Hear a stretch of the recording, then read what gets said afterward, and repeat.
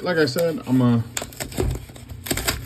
rotate between pennies and halves and 2 rolls a day. Since the half dollars didn't work out, pennies and nickels seem to be just fine. A lot of older stuff. Don't know why I really rip off the sides, but so for pennies, of course, I'm looking for wheat pennies. I pull aside copper pennies, which is 1981 and older. 1982 has a good chance of being copper as well, but there's 4 different varieties. You have a small date copper, a large date copper, and then you have the zincs. So you have to actually weigh them to see. 1968. Also looking for the S mint marks. So that's a copper. This is a copper. And then for 1960 or 1996, 92, you have the close AM variety, which in America the AM it's supposed to be separate in the 96 and together in the 92, and you can find different variations of that, together and separate, where it was a mint error. That can be worth some money. So I'll go ahead and set them aside. Same with the 99.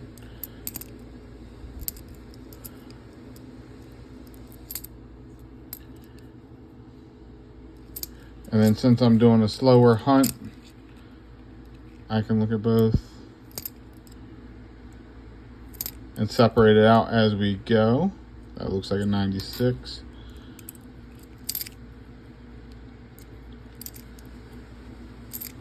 Oh, 1961. The 1961 Denver also has a mint error where they double stamp the D.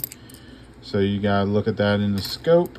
Always worth doing, because if you got it, it's I think they were going for 10-20 bucks, something like that. Absurd money for a penny. That's a 92. So, anytime you can make money off a penny or a dollar or anything, I'm always for it. And you can check out my eBay to see what all I've found and what all I'm selling. 1975, that's copper.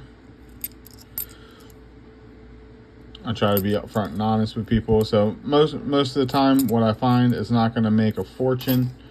It's going to make me a few extra bucks. But again, anytime I can turn a 50-cent piece into $2, $3, I think it's worth it. Double your money, keep it going.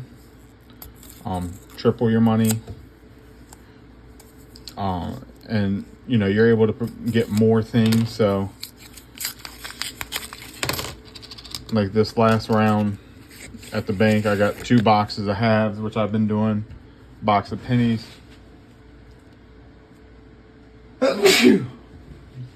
Oh, and a box of nickels. And fun fact, 1917 is the only Philadelphia mint mark you're going to find on a penny. So I usually set them aside. I usually give them away. They don't hold too much value, other than the fact that it's got a novelty. Here's a wheat penny. So, it's kind of hard to sell at 1 cent. You got the wheat stalks on the side. Let me see the year. 45. So I'll set that aside. Our first wheat of the box. 79, that's copper. 80, that's copper. So yep, just going through. Definitely more slowly than I would if I was doing the shorts. Just to describe what all I'm finding. Like I said, the shields, I know there's not much there that I I personally care about, so I just go through them. This is going to be a copper 82. So this is the first chance where it has the 3 varieties where it could be, it could not be. 98.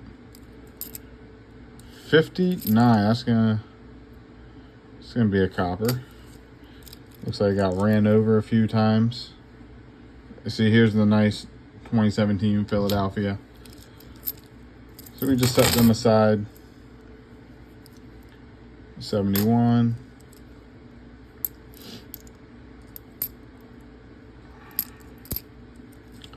69.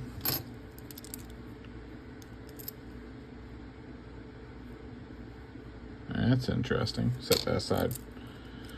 Anything I see like that where I think it's interesting that might require a closer look, I always set aside. Look under a scope, see if it's just like a tire mark or something. Pennies are all over the place. But there we go. We found our first wheat. Found an 82, a 17, a bunch of copper, a bunch of coins we got to check out. And then, of course, our 61, looking for the double D. All right. I'll catch you guys in the next one. Stay tuned for more, and we'll keep going.